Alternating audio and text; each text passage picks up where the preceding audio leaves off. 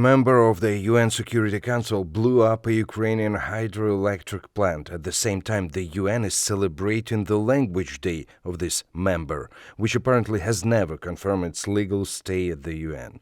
This is all you need to know about the reaction of the major international organization to the most recent Russian terrorist attack in Ukraine.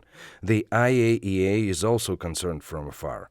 On the night of June 6, the Russians blew up the Kakhovka hydropower plant. Water from the reservoir began to spill rapidly. The approximate height of the wave was 4 to 5 meters. The water flooded dozens of settlements and washed away entire houses.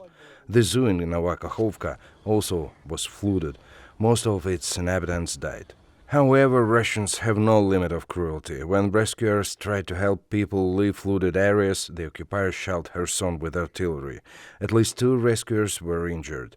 Loud explosions were also heard during the video address of the head of the Kherson military administration, Alexander Prokurin. I'm addressing the residents on the left bank. Please do everything possible to ensure your safety and save your life. Leave the dangerous area immediately. The President of Ukraine, Volodymyr Zelensky, convened an emergency meeting of the National Security and Defense Council. The blow-up of the hydroelectric power plant is already being called probably the biggest disaster in Europe in the 21st century. Russia destroyed the Kakhovska dam, which is probably the biggest man-made disaster in Europe in recent decades and endangering the lives of thousands of civilians. This is a terrible war crime. The only way to stop Russia, the biggest terrorists of the 21st century, is to drive it out of Ukraine. Moreover, the deliberate dam disruption is a direct violation of the Geneva Convention, and this is a war crime. Installations and structures containing dangerous forces, namely dams and nuclear power plants, should not become objects of attack, even if such objects are military. Such an attack can cause the release of dangerous forces and the following heavy casualties among the civilian population. The Russians fired rockets at the residential areas. Oil depots were shelled. They shelled the territory of the largest nuclear power plant in Europe, in Zaporizhia. They captured the exclusion zone of the Chernobyl NPP. And it is precisely why approximately 180,000 square kilometers of Ukraine were mined. It's like half of Germany, a third of France, or 6 Belgiums. This is the biggest artificial, intentional environmental crime of our time.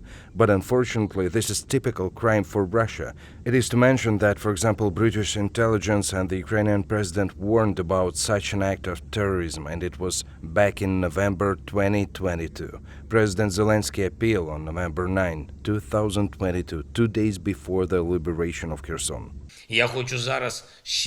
Now I want once again warn everyone in Moscow who makes relevant decisions. Your attempt to blow up the Kakhovska hydro power plant, to flood our territory and dehydrate the Zaporizhia nuclear power plant will mean that you're declaring war on the whole world. Think what will happen to you then. Leaders of influential international institutions also reacted to the terrorist attack.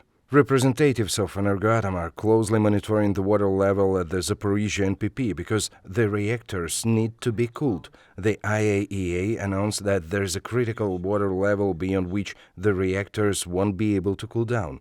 In general, together with Kakhovka hydropower plant, the Russians completely destroyed the reputation of many international security and cooperation organizations, because in case of cataclysm on the Zaporizhia NPP, they won't even have time to get deeply concerned. In addition, the detonation of the station is a water shortage in the occupied Crimea and partial cease of land irrigation in the Kherson, Dnipropetrovsk and Zaporizhia regions. As a result, the loss of the grain harvest. However, this applies to the most occupied territories, where the Russians used to steal Ukrainian grain and then to sell it to African countries, for example, to their partner Eritrea.